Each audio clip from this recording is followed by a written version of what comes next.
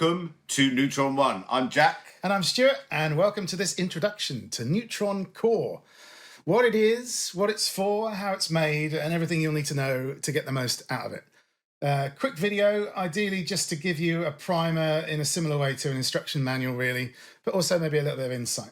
So we're going to move into like the basic concept first, and I'm just going to show you a couple of slides and talk about, you know, what the thinking is behind this product and what it's for.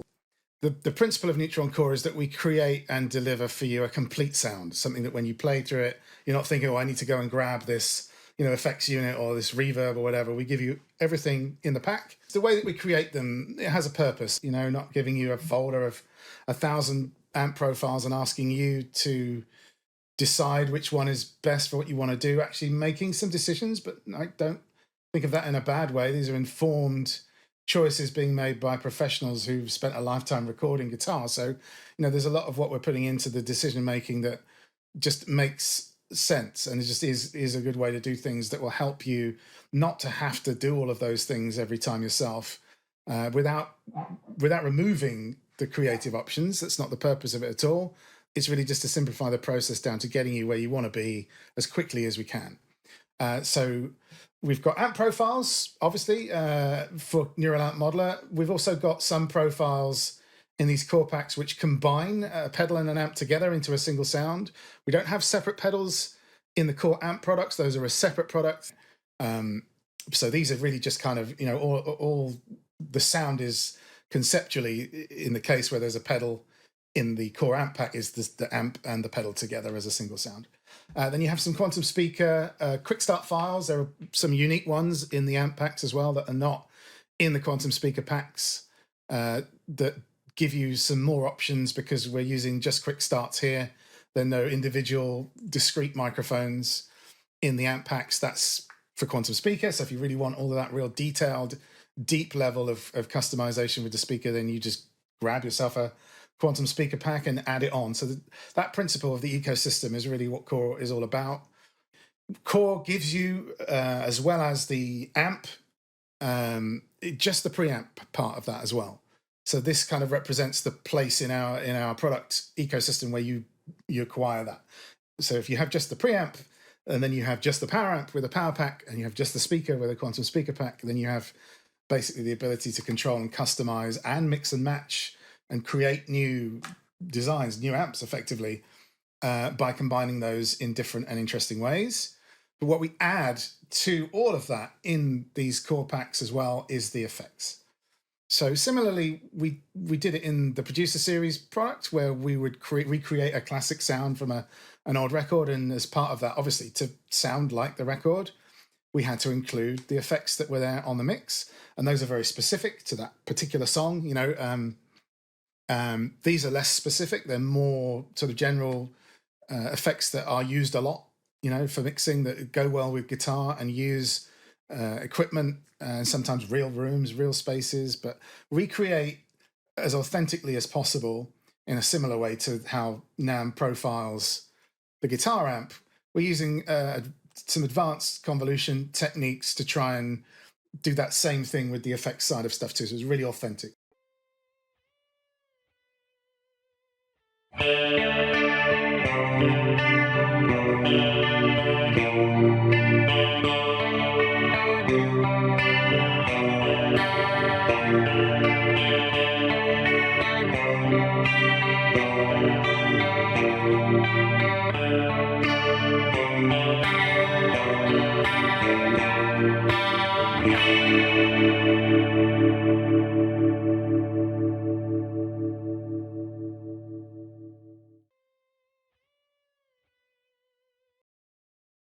So that's, you know, in a nutshell, what's in there. Go through the individual pieces.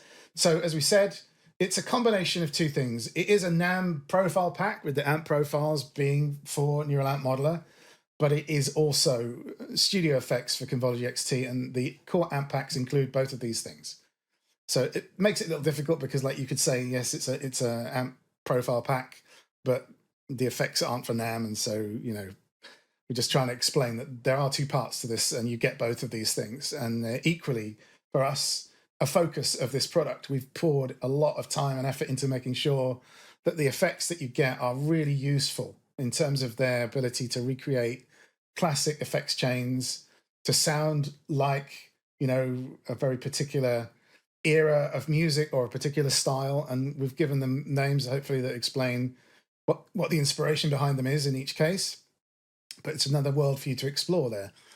Combining the sounds that the amp profiles contain with the effects can be done in a it's not an A plus B always kind of way. You can use this effect with that profile and that profile with this effect. It's not, there's no prescribed thing to do there. So there's a lot of possible combinations that really open up the possibilities for getting new and interesting sounds as well.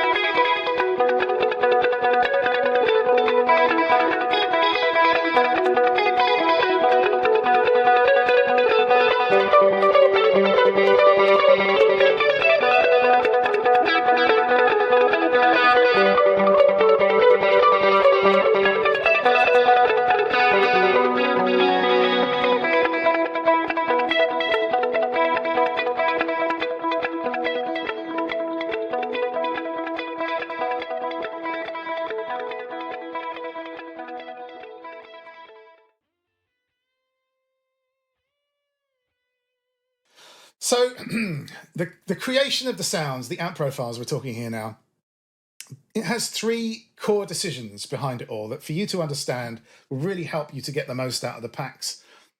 These aren't rules, but you'll start to see very quickly how they can massively increase the efficiency of using things when you understand the mindset behind creating them.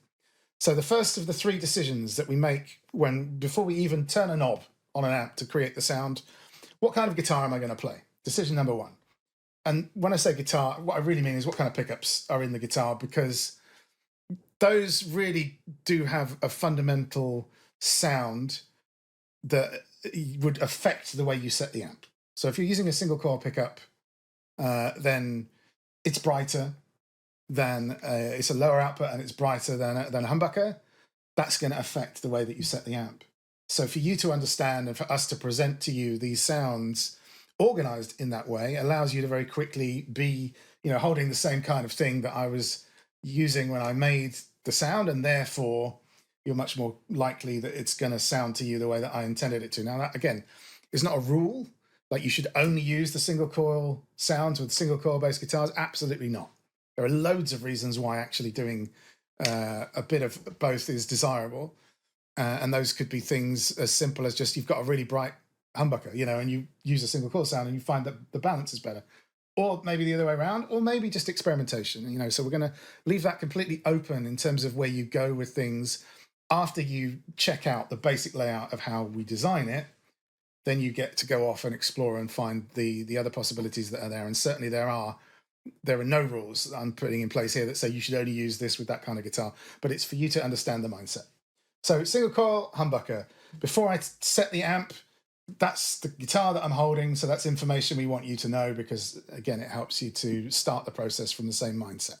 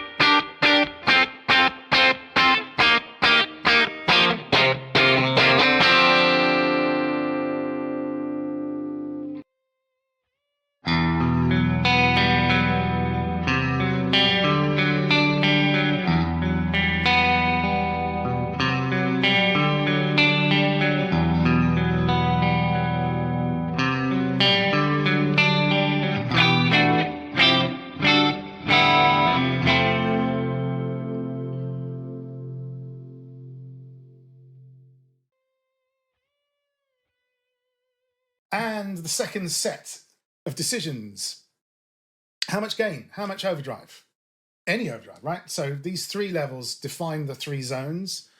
And you've got to understand as well that with guitar amps, there's no constant measurable metric here. There's not, every amp doesn't have the same maximum amount of available overdrive in it. Some amps are designed not to overdrive at all. So like the Fender Twin, barely breaks a sweat when you turn it all the way up. It's super loud, but it doesn't start to distort until you get really very close to the top end of that, 120 watts or whatever it is of valve power, which is, military grade lethality in volume terms. Certainly not something you want to stand in front of for very long and retain your hearing. So for us, we've got, a relative scale here based on the amp that this pack contains.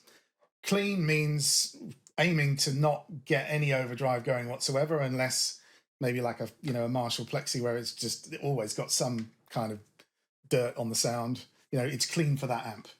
Crunch is in the middle ground where it's starting to break up. If it's a really high gain amp, then it's sort of low gain, but still gain. And then drive is where you've got things really cooking and it's starting to reveal like the character of the amp under duress, when it's really getting to the top of its ability to create volume. And because it's a valve amp, certainly in the case of the Fender and the Marshall, at that point, it's going to start to reveal the amount of drive that it can produce. So those are the three zones, right? Clean, crunch, and drive.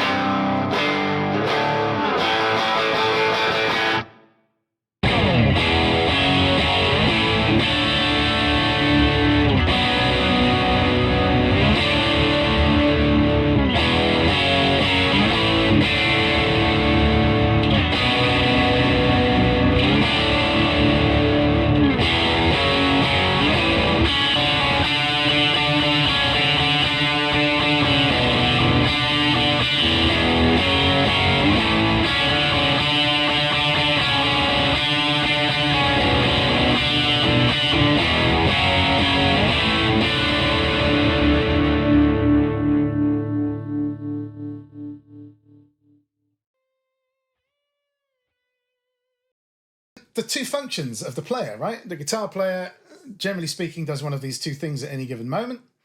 And the type of sound that you're going to use is going to very much be affected by which of these two roles you're trying to fill.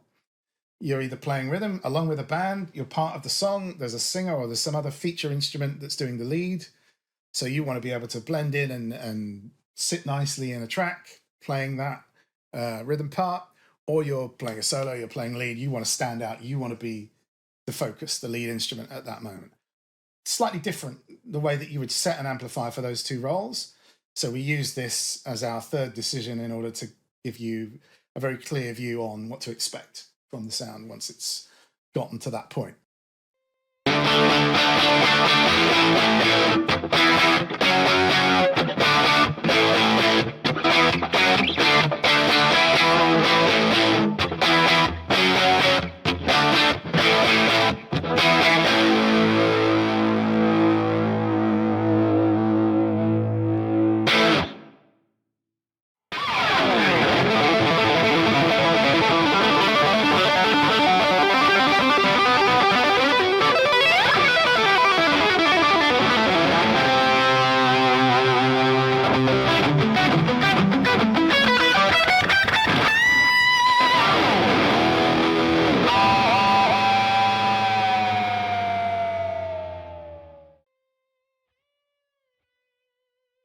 So just the types of profiles that we have, similarly to the producer series, we've got a kind of natural separation of function and therefore the types of profile. Again, this is all for neural amp model. This is the amp profiles we're talking about here. It's either the amp on its own or an amp with a pedal. Again, that's all labeled in the file, so you'll be able to see it, and we'll show you that later.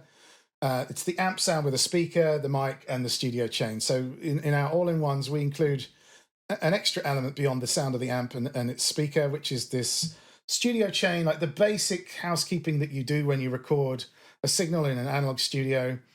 Light compression, just control, things that will make it sit really nicely in music. And I don't mean by that in a mix necessarily, although that does naturally translate into the mixing process. It's the things that you just do because they always work. So a little bit of light control, compression, particularly with a cleaner sound, it just brings the level of the quiet playing up to the point where it's not going to be constantly lost behind other instruments. You know, those things you kind of need to do in order for that to work in a musical setting with other instruments and other musicians. So that's all done. So you literally can just load one of these AIO profiles and play, and it should sound great within the context of that amp, that amount of gain, that type of guitar, and the role that you want to play.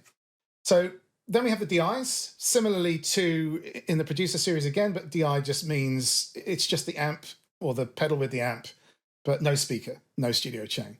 So this is the sort of thing that, again, you'd find very useful maybe live, running into a real cabinet.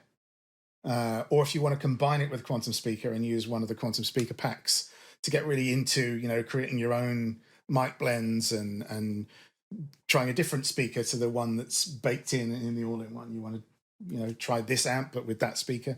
That's what the DIs allow you to do. So they're a very important part of the pack because that's where you start to then explore beyond the kind of load and play type mentality. This is where you get into the, I want to do it all myself. I want to create new sounds. The DIs help you to do that. And then you go one layer further even than that, which is preamp only. So in the design of a valve amplifier, you have these two discrete sections. The preamp is the part where the tone stack is, the EQ, the first gain stage, if it has a gain control and a volume control. All the sort of shaping of the sound within the amp mainly happens in the preamp section. And then you have the power amp, which can also, you know, valve power amps do distort when you turn them up loud, but they have a sound as well. So your 34 power amp or your 6L6 or 6V6 or, you know, KT88, whatever it is, they have a certain sound that they impart on the character overall of the amp. So by giving you the preamp only, and in the case of our amps, we have them modified specifically to give you captures that are from the ideal place in the circuit, to not have coloration from the effects loop, which would be a typical way, I guess, that some people would profile the preamp only. That does impart a little bit of character on the sound that we're trying to remove. So we've had the amps modified to give us a pristine access to the preamp signal, even in the case of some quite rare and expensive vintage amps. We did it anyway because we know that this is going to be much more valuable to have as a constant across the entire product range, that you've got access to the circuit in the same place on every amp, regardless of its design. So trust that the preamp signal here is pristine from the preamp. And the idea here is that you now get another layer of possible experimentation and control, which is that you can take the preamp, you can get one of our power packs, which is a power amp only, and you can connect that the two profiles in series, run one into the other, and you have then the control of like a master volume on an amp. The independent control of the power stages, drive, volume, presence.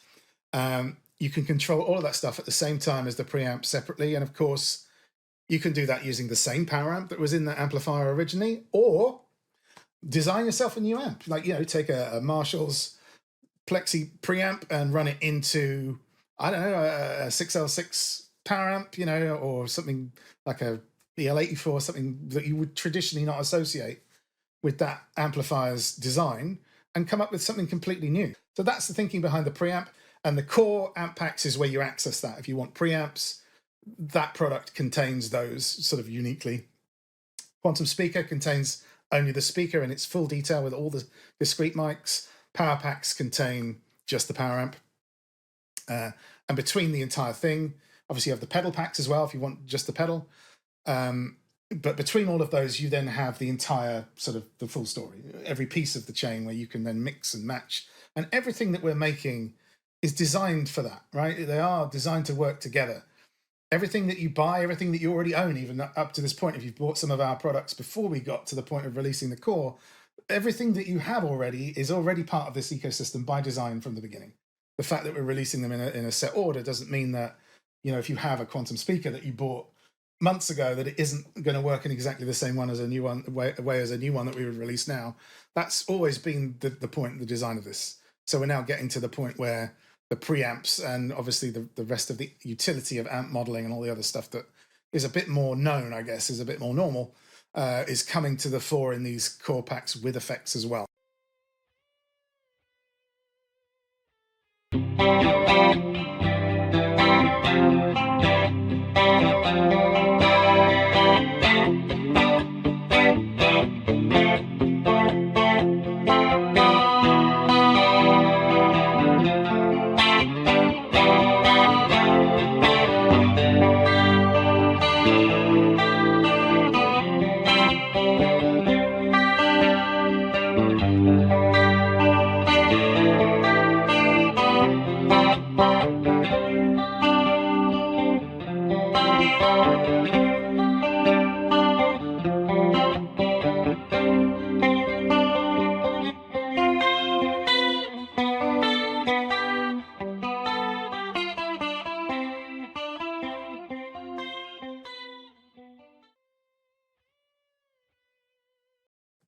Talking about effects, advanced convolution. What do we mean by advanced convolution? It basically means combining multiple sources into a single convolution effects preset, a multi-effects preset. So when you load one of these multis, you'll see that the structure here in the library is, for each of them is two things normally. One, so amp reverb in the case of the Fender Twin means literally the actual spring reverb tank that's in that Fender Twin amp, not a Fender, the one. So when we do our amp captures, if there is a reverb in the amp, then we will capture that specific reverb, and it will be included in that amp reverb category in Convology XT. So if you want to play the sound, and like you were hearing me play at the beginning, that was the Fender Twin with its reverb, right? So you get that full experience of the amp with its built-in reverb tank, and they can be very different. So of course we do that, but then also you have these multi-effects. So these are where we go into the real kind of design element, and this is where being a mix engineer, a producer, and you know, having years of making music really becomes a valuable thing that I can then offer to the product and to you as a player. Like, these are they're ready to use. You load them, and in that preset you could have, you know, multiple reverbs, delays, real rooms, rack effects, chorus, but you know, not just chorus in terms of the actual modulation of it. Like if there's something complex, maybe like the symphonic effect that's in the Yamaha SPX, you know, we use convolution to capture the sound of the SPX, like the sound of the old converters, the delays that are a part of the beginning of the sound of that chorus, the micro delays on the left and the right hand side, and then we overlay the modulation on top, and the result is super realistic, super close to the sound of the original unit. So that's what we mean by advanced convolution. It's not popping a balloon in a room and like there's your reverb. It's combining all of these multiple facets together to create a complete sound that represents like a full effects chain. And these would have been, back in the day, things that would have been, you know, specifically designed for a sound, for a record, you know, but not in this case. They're not specific. They're more, I've tried to draw on the things that were done repeatedly because they were successful and sounded great, and they became kind of, you know, staples that people would do again and again because they just sound really good for guitar. And the names hopefully will be self-explanatory of what the thinking was behind them as well. So these are something that I think no one else is offering that I'm aware of in this type of pack. Certainly, like if you have a plugin, then it could have effects as well. But again, those that are more algorithmic in nature, that are using a plugin to generate a reverb sound or generate a delay, they're not going to a specific thing and capturing its sound and putting that into the preset in an authentic way. The only other way of doing it would be to have a lot of quite authentic sounding plugins, I guess, and building that chain for yourself to recreate this full, you know, effects story. But you know, some of these are very complicated. They're going to have real rooms in addition to maybe like, a chorus that has micro delays, which was a common thing, it's particularly in the 80s on a sound. And then maybe, longer digital delays as well. And obviously, chorus and all of this stuff. So it's really just to get you really quickly to like a sound that is complete and nice to play, like just ready to go. Load an all-in-one, load one of these Convology XT effects presets, and you're ready to go. You've got a full, complete produced sound that is, fun to play and musically very, very useful to save you time. Even if you then want to go back later and, get into well, now I want this preamp with that power amp with this speaker and this reverb and this chorus, and get really, detailed in the process of finishing things and mixing them. But get inspiration is the idea here. So when we say that these are sounds created with purpose, that's the purpose, is to, as quickly as we possibly can and as easily as we can, get you to a point of inspiration so you can just start making music. Because an awful lot of time can be spent playing around, which can be valid, obviously, once you've recorded the song and the work is done and you've captured that magic and you've got the performance in place and it's all great, then yeah, you could spend years after that if you wanted to, refining the details for the mixdown and for the production elements. But the barrier is always, how do you quickly get to that inspired place of capturing that performance? So that's the purpose that we talk about when we say that the sounds of purpose.